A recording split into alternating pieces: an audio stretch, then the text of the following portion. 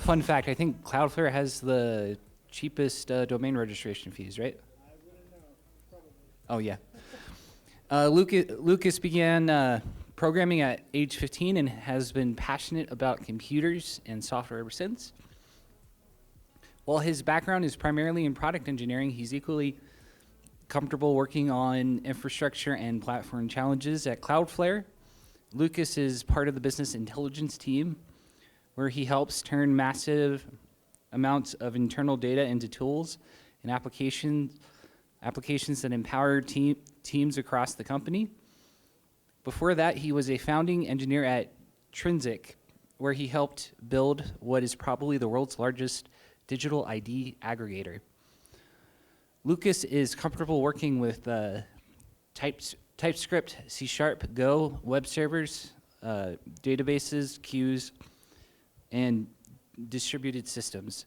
Outside of work, he enjoys spending time with his wife and 2 daughters and squeezing in a video game or 2 when he can. So without further ado, here's Lucas with Managing a State of Distrust.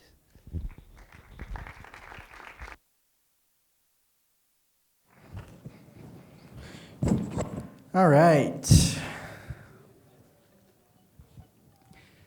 I feel like maybe I need this a little bit closer to my mouth. I feel like I've seen a lot of talks about AI today, and that's great. I'm not talking about that. I am actually talking about authentication. And this will be the definitive talk that I'm going to give on authentication. I don't want to talk about authentication ever again after this. And I just say this because last year I talked about authentication, and I feel like I've been talking about this for a while. Just for some context, I just came out from working in identity space. I've been working in that space for about 2 years. I've aggregated a bunch of different ID schemes into Trinsic network.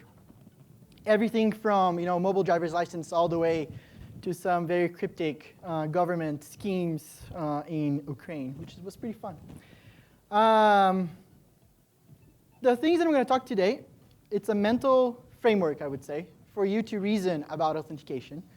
And it's based on patterns that I've seen across many different integrations that I've worked with, and services, and even frameworks and libraries that I had the pleasure of writing authentication strategies with.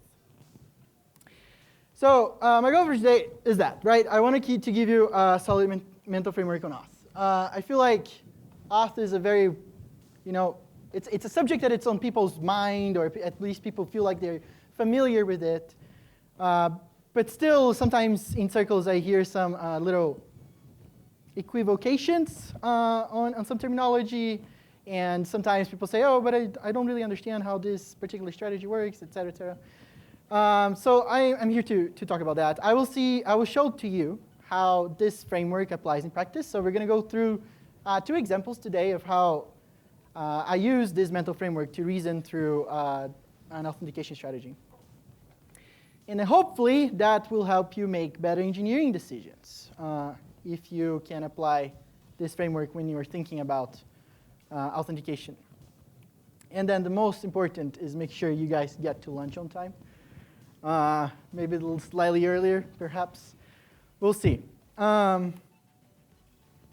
It starts like this. This is our journey, right? It's a user acting through a client, trying to access some kind of protected information or secure information somewhere. That's probably me. Then your server, I hope, acts like this. It's extremely distrustful of requests like that. So if everything is set up the way it has to be, your server will challenge the client, and therefore the user, to prove that the claim they're making actually is true, hopefully. The question that authentication starts answering is this one. So how can you prove that the certain claim, in the case of this little example here, is that person was indeed me, is true? Well, what I'm going to show is really, literally the first principles of authentication, all right? And I talked about this every time I talk about authentication. You can tell it's a secret, you can tell it a secret that you and the server know that it's something agreed between the both of you. You can present some sort of key, some sort of artifact that only you should possess, and the server knows about that. You can show some inherent traits about yourself that the server cannot refute. Like, okay, Lucas' fingerprint can only be Lucas' fingerprints, right? And then this is the fourth one. You can get vouched by a trusted entity that the server trusts. I'm showing you 4 things, and this is what we usually call the factors of authentication.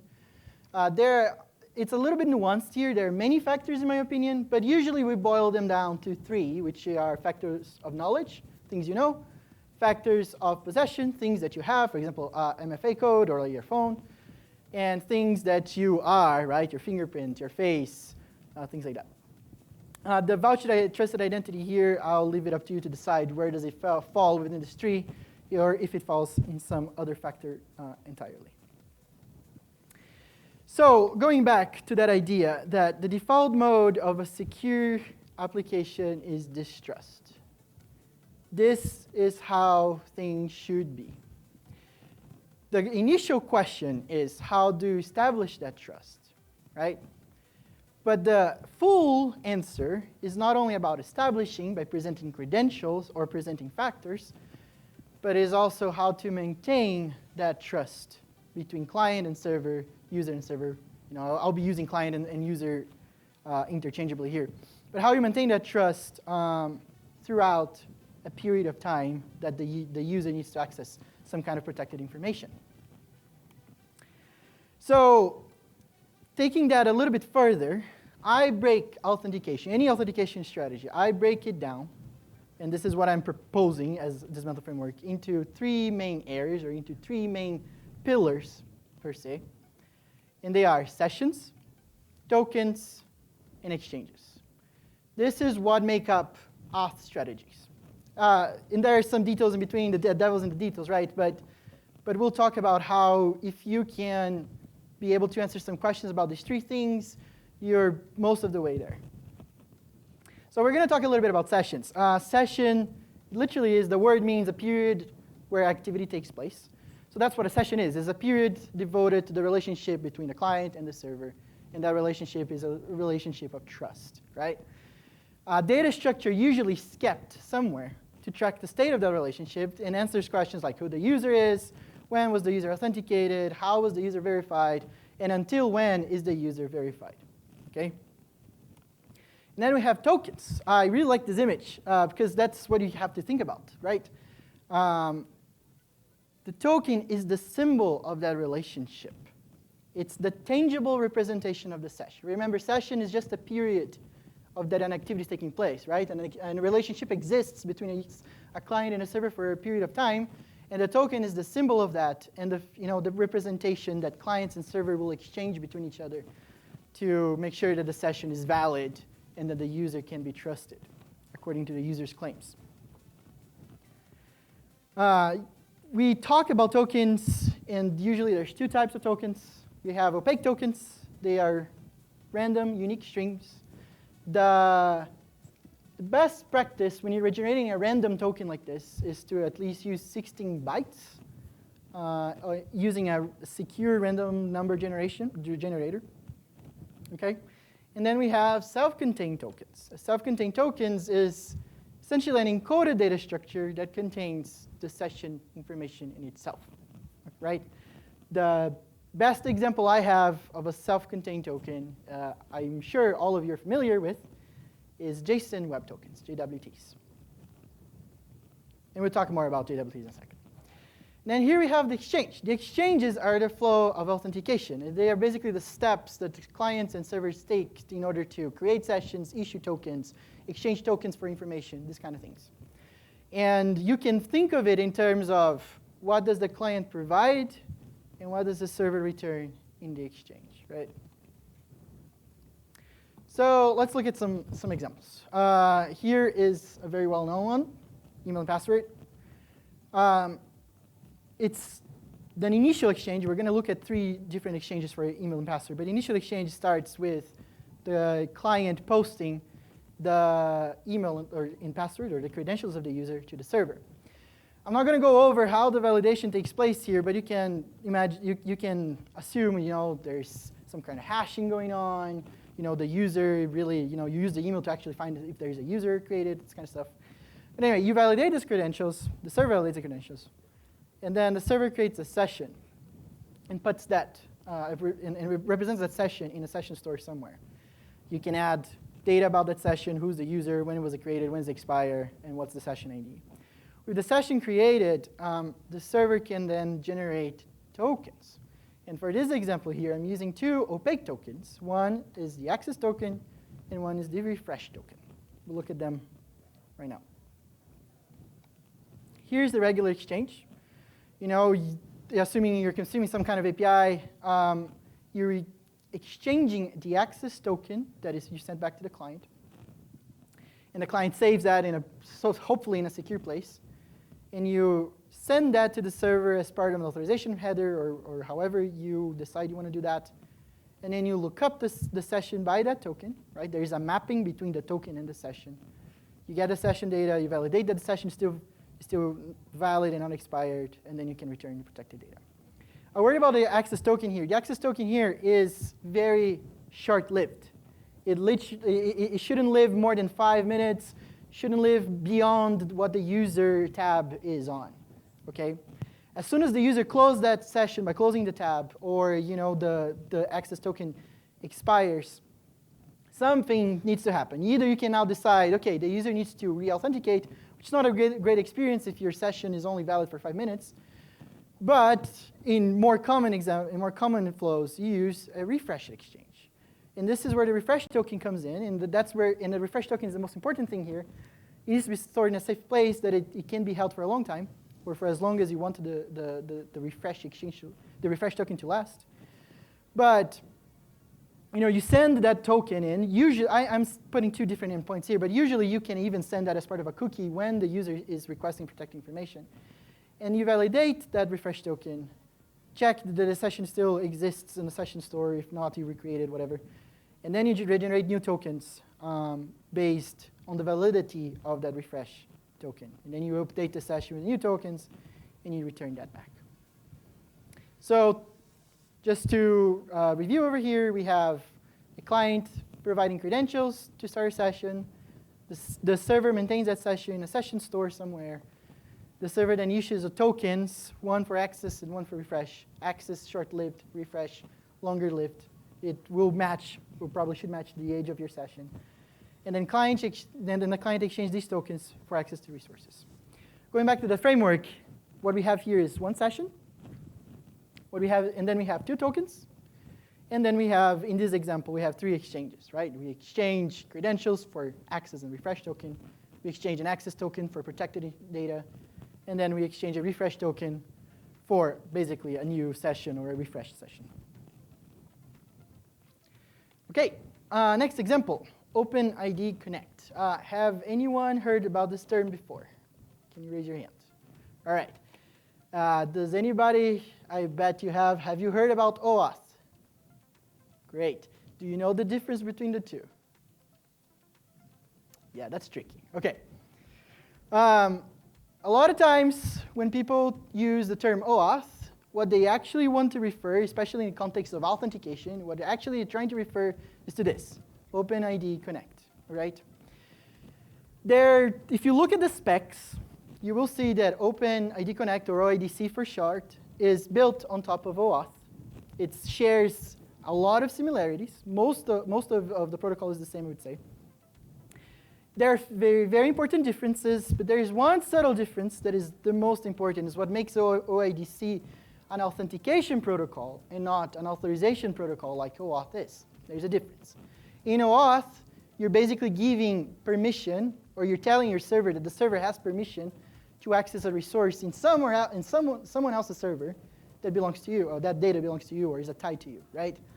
In OIDC, it's different. You're basically asking, the server is basically asking the users, hey, can you log in with that server over there? And then that server will tell me your user information, and I will use that to authenticate you. So it's slightly different flow, very subtle difference. And it goes like this. The initial exchange is based on a pre-existing relationship between the server and the identity provider that I will refer as IDP right now. That pre-existing relationship gives the server a few things. First, it gives the server a client ID to represent, OK, so the IDP knows that our server is a client in relation to the IDP. It gives also to our server a client secret that we're going to see how it's being used later. And another thing that the server needs to tell the IDP is that these are a list of approved redirection endpoints, or redirect URIs, that you are authorized to redirect our users to whenever they finish authenticating with you. OK, so it all starts now between the client and server after we assume the pre-existing relationship. It all starts that the client tries to access a protected resource, or tries to log in, or tries to do whatever it needs to do. The server now will say, OK, I have a client ID. I have a specified redirect URI for this user. And then the server now also uses this idea of a scope, basically a way to tell the IDP which data is the IDP allowed to share with our server. It uses these 3 items and creates an authorization endpoint. And that authorization endpoint then is where the user is going to be redirected to, and they will log in with the credentials. And what happens then on the IDP side is that a session is created implicitly. There's 2 sessions going on, actually. There's a session between the client and the IDP, obviously, right? Like if I want to log in with Google, I have to log in with Google, and then there's a session there going on. But there's also an implicit session now between the server, our application, and the IDP provider. And that opcode is a representation of that. So we use that opcode. The IDP puts that opcode as a query parameter in the redirect URL and redirect back the user to the server. And now, the user obviously will come into the server, will provide us the authorization code. And a detail here, you also should be able to track the user by using a query parameter called state when you're creating the authorization URL. But I'm skipping that over here right now. So when the client comes in for the redirection, the code is there. The server uses that code, extracts it from the URL, and then posts it together with the client ID and the client secret to the identity provider. The identity provider now is aware that the session is going on, and the code is a representation of that. Validate that, generate the JWTs, and then return 2 tokens. And here comes the most important difference between OAuth and IDC. There are others, but this is the most important one. You have an ID token, and you have an access token. An access token is the token that our server, our application, will use to communicate with the IDP to request additional data if we wanted that in our scopes. The ID token is a JWT that represents the user information. You can verify that JWT is valid by checking the signatures, checking the intended audience, checking the issuer. But in the common practice here is that the payload of this ID token is encrypted. So what our server needs to do when it receives that is basically fetch a public key in the IDP servers and use that to decrypt the contents of the ID token. And now they can read user information. And from there, you can save it in a database. You can create your own session between the client and the server. Do whatever you want. You extract the user information. You return the authentication successful. And then you tell the client, hey, store whatever tokens is left out of this, whether you issued a new one or whether you're just using the ID and access token as your token information here. The regular exchange, very similar as others, right? The client uses in this case here, he's using the ID token itself to be able to authenticate with the server to prove that authentication was completed. And then the server can always validate the JWT signature, always validate that the issuer is who is supposed to be, that the audience is the intended audience. And then if the payload is encrypted, go fetch the public key to unencrypted those. And then returns the protected data. So just reviewing, so OIDC, the server starts redirecting the client to the IDP. The client authenticates with IDP, gets redirected back with a code. The server uses that code to exchange for ID and access tokens, which are JWTs. And then the server can validate those JWTs to make sure everything checks out. And then the session itself is contained within the ID token. And then it's up to you to decide if you want to keep track of a separate session between you and the client or just use that. And again, the common thing you might be seeing, I'm not talking about where the client stores these tokens. I think it's a little bit beyond what I want to talk about today. But you always assume that the client's being reasonable and putting that in a safe place. When you're thinking about this, right? Like, think about that. So to recap, authentication is the process of establishing and maintaining trust between the client and the server. This is the problem you're trying to solve. Establishing and maintaining trust. When you're first designing or you're first assessing some kind of auth strategy, break it down in these three. Identify what are the implicit sessions that you're going to need. What are the sessions you're going to have to create?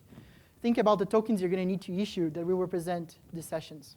And then from there, you can think about the exchanges, the steps that the client and the service will need to follow in order to establish sessions and exchange tokens.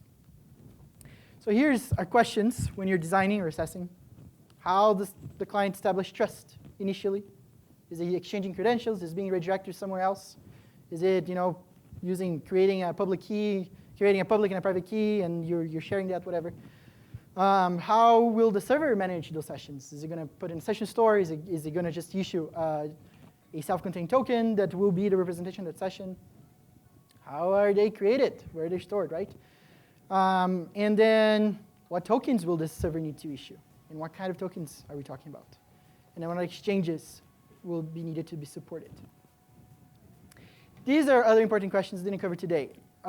You answer these questions, you're good. Like, you're in a good spot. And then you can start thinking about the details. And this is where the differences between strategy comes. What kind of credentials your server accepts? Email password, magic links. It's a social authentication, it's a passkey, whatever. Where will the client store its tokens? How the application handles compromised tokens? How the application handles multiple sessions if a client is using their phone, if a user is using their phone but is also using their computer. And what you should embed into the session and what you should expect the client to fetch on demand. And then I'd like to comment, because this is a question that sometimes I get, reasons to roll your own auth or reasons to use an auth provider. So let's talk about auth provider first. The main reason you should probably use an auth provider is so that your focus becomes your product and not becomes the identity of authentication. Authentication is glue work. What that means? It means that your users will interact with it. They need to have a good experience with it. But they don't care. Like, if your authentication is stellar, but your product is terrible, it doesn't matter. It doesn't. It's not going to make it or break it for you. Now, obviously, it's faster to implement, simple to manage, all that stuff. And a really good thing here is you have access to thousands of providers, and they are pretty easy to enable. We used WorkOS Intrinsic, and we needed to support Magic Link out of the blue one day. And it was just as easy as going to a dashboard and checking a checkbox. And this is the big one. They probably know more about security than you do. I'm sorry. Unless you're part of an identity dedicated team, they likely know more about app security than you do. Here's my real reasons why you should roll your own auth. Right? It comes down to find control and autonomy and independence, all that stuff. It's probably cheaper in the long term as you scale the number of users. You're probably going to be starting paying a lot of money to Clerk if you're still using them. No vendor lock-in, all that stuff. But the main thing to me is understanding how application security works and get exposed to those kind of problems in a very critical part of an application. And this is my take. If you're building a product that must generate revenue that's out there in production with real users, you're probably better off by picking up a library or using a third-party service. Because your focus, like I said, should be building your product. And if you're working in a big company, you probably have an identity team anyway, so just use that. Just use whatever plugin or whatever service they created. Okay. So my final advice to you is take time to understand how your app handles security and authentication. You know, on the weekends when you don't have anything to do, open up the OAuth spec. No, I'm just kidding. Don't do that if you want to do it. But just at the very best, you will become a better engineer for that. You understand a very crucial part of any application. At the very worst, actually, you will just become better. But at the very best, you will just be better equipped to solve problems for your users, like help protect them, help protect their information and their data. Right? It was a pleasure talking to you guys today. I always love coming to Utah.js. If you're interested, this QR code takes you to a page with some of the resources that I use to learn about authentication. A lot of this session tokens and exchange kind of came out of my head, but they were very informed about some of the stuff that I've read here. And you can find all those links too on that website. So if you want, you can check it out. Thank you.